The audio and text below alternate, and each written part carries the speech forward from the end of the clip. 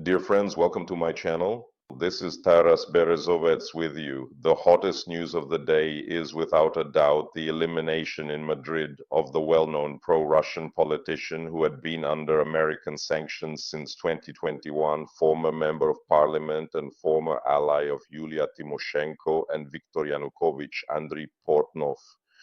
This news became a sensation today and, as expected, has also given rise to conspiracy theories, including claims that Portnov was allegedly not actually killed. According to these theories, it was staged, a setup intended to allow him to disappear and live a peaceful, free life. However, those who knew Andriy Portnov personally and well obviously will not believe this version. He was a man obsessed with his inner demons and ambitions. He definitely would not have agreed to the role of an anonymous idler wasting his life away. He always lived with the desire to take revenge on his numerous enemies, and Andriy Portnov had a great many of them. And naturally, the key question now is, first of all, what will happen to the numerous dossiers and compromising materials that Andriy Portnov collected over a long period, first while he was in Yulia Tymoshenko's camp and later in Viktor Yanukovych's? And also, what will become of his property and his influence over the courts? He was called the man who stood at the top of the pyramid controlling the Ukrainian judicial system. Moreover, he managed to do this even when he was already under US government sanctions and had long since left Ukraine. He had to do this several times. The first time Portnov fled after the Revolution of Dignity in 2014, but he returned in 2019 and then fled again in June 2022. Also, in a rather mysterious way, despite being eligible for conscription, he managed to leave Ukraine through one of the checkpoints in the Zakarpattia region. And to this day, there is still no answer as to how he managed to do it. What is known about this murder, which I'll repeat once again, looks more like a liquidation. First of all, Andriy Portnov was killed this morning at around 9:10, 9:15 a.m. near the American school in the Pozuelo area of Madrid, where he was dropping off his children, driving them in a Mercedes model. He was behind the wheel himself without a driver or security. According to the Spanish publication El País, he was attacked by 2 or 3 assassins who fired at least 5 shots, 3 of which hit him. It is reported that death was caused by a shot to the head at the level of the neck from behind, with the bullet entering at an angle, and 2 more bullets struck his torso, in the side and the abdomen. This was reported by a source for El País. The American school near which Portnov was shot today released a statement saying that neither the children nor the students actually witnessed the moment of the attack. However, an unnamed school employee speaking with El País stated that she also did not know whether he had any connection to the school or if he was the father of one of the students. This information first appeared, so to speak, as unconfirmed, but later the information that the deceased was a Ukrainian citizen, Andriy Portnov, was confirmed, including by the municipal police of Madrid. Portnov was 51 years old. He was a former member of parliament who served 2 terms in the Verkhovna Rada on the party list of Yulia Tymoshenko, and then, after her defeat in the 2010 presidential election, switched to the camp of her opponent, Viktor Yanukovych, and subsequently became deputy head of the presidential administration, and later the first deputy head of the presidential administration under Viktor Yanukovych. Even his opponents acknowledged that Portnov was an excellent lawyer. However, he used his legal expertise not for good, not for the benefit of the country, but in fact for his own benefit and for the benefit of his masters, whom he served at different times, primarily Yulia Tymoshenko and Viktor Yanukovych. Portnov was also accused of committing treason. However, the case against him was closed by the Security Service of Ukraine in 2019. He was also accused of facilitating the annexation of Crimea in 2014, as well as many other instances of persecuting his opponents and engaging in corporate raiding. He filed lawsuits against dozens of Ukrainian media outlets and journalists. And almost every time he managed to come out on top in these legal disputes, which, given Portnov's level of influence over Ukrainian courts, is not at all surprising. He succeeded in winning lawsuits even against major international media outlets with multi-million-dollar budgets. And the secret to this, I'll repeat once again, was quite simple. Andrei Portnov had invisible levers of influence over the judicial system hidden from outsiders, which, by the way, remained with him until very recently. The key question now is, who will be able to seize these reins of influence, and will anyone be able to at all? However, most experts in this field believe that no one will be able to do this. No one except Andrei Portnov has ever known the weaknesses of the Ukrainian judicial system so thoroughly, and it was precisely this knowledge that formed the basis of his influence and power, especially during the presidency of Viktor Yanukovych, when his personal influence reached its peak. By upbringing and by nature, he was a hardened Ukrainophobe who hated the revolution of dignity, which had deprived him of important government positions. He wrote on his Telegram channel, which he actively maintained, that he was compiling lists of enemies, so-called Porokobots, Banderites, and Ukronazis, who, in his view, needed to be sent to concentration camps and destroyed. He promised to do this, including on the eve of the full-scale Russian invasion. Such posts continued to appear on his channel right up until February 2022.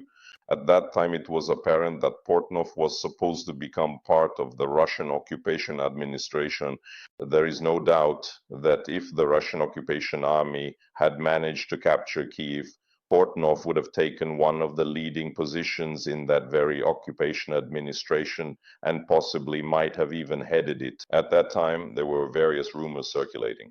In particular, the Western press named him, as well as Yevhen Murayev, as candidates for leading positions in the Kremlin's occupation administration in Ukraine. However, as we know, these plans did not come to fruition, and Portnov, who was in Ukraine at that time, fled in June 2022 in an unimaginable, still inexplicable way through the Zakarpattia region, escaped and later settled in Spain.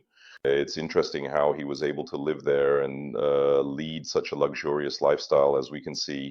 His children studied at a prestigious, ironically, American school. At the same time, the American government imposed sanctions on him back in 2021 for his influence over the judicial system, as well as for corruption. Andrei Portnov, a man not only deeply corrupt, but also someone who quite obviously worked for the Russian intelligence services. At the very least, there were many circumstances pointing to this. Now, regarding, let's say, the motives behind this whole story of elimination, because it really was an elimination, currently Spanish media are reporting that the main theory is not political, but business related. Supposedly, it was about some debts and some kind of disputes, but that's usually how it goes. Such theories are very often put out by intelligence agencies when they need to lead the investigation in another direction. Therefore, of course, we won't believe the initial versions that are being circulated. We'll wait for the results of the investigation. Let me repeat once again, we're talking about a huge legacy and inheritance, both the legacy and the inheritance of Andrei Portnov. He was a very wealthy man. Let me repeat, his influence was built on tons of compromising material, including on top Ukrainian politicians, judges, and prosecutors. And the question is, where is all of it now? And who will be the first, or has already been the first, to gain access to this extensive dossier? It could turn out to be the Russian intelligence services, who undoubtedly oversaw Portnov's activities both in Ukraine and while he was abroad. Or it could be his associates, or his opponents, or even his enemies, let's call them that. In any case, he is a demonic figure who, without any exaggeration, exerted enormous influence on political life in Ukraine. Up until the very last moment, he acted like a spider, remaining in the shadows, yet nevertheless skillfully weaving his web and ensnaring more and more new enemies in it. Let me repeat once again. If Portnov had managed to come to power on the backs of Russian occupiers on Russian bayonets, there is no doubt that he would have fulfilled his dream and sent dozens, or perhaps even hundreds, of his enemies to concentration camps and eliminated them. There is, of course, absolutely no doubt about that. However, his life and most importantly his death underscored the collapse of this dream and the downfall of Portnov as a politician, as a lawyer, and above all, as an agent. But let me repeat once again, this is only the beginning. There is a suggestion that, first of all, this is just the beginning of the story with Portnov. We can now expect the disclosure of more and more interesting facts regarding his biography and his activities, since lately he hasn't been very visible, and it's unknown what he was involved in. But I am sure that the relevant information will appear soon, and we will find out what exactly Portnov was up to, and most importantly, with whom. What was he doing?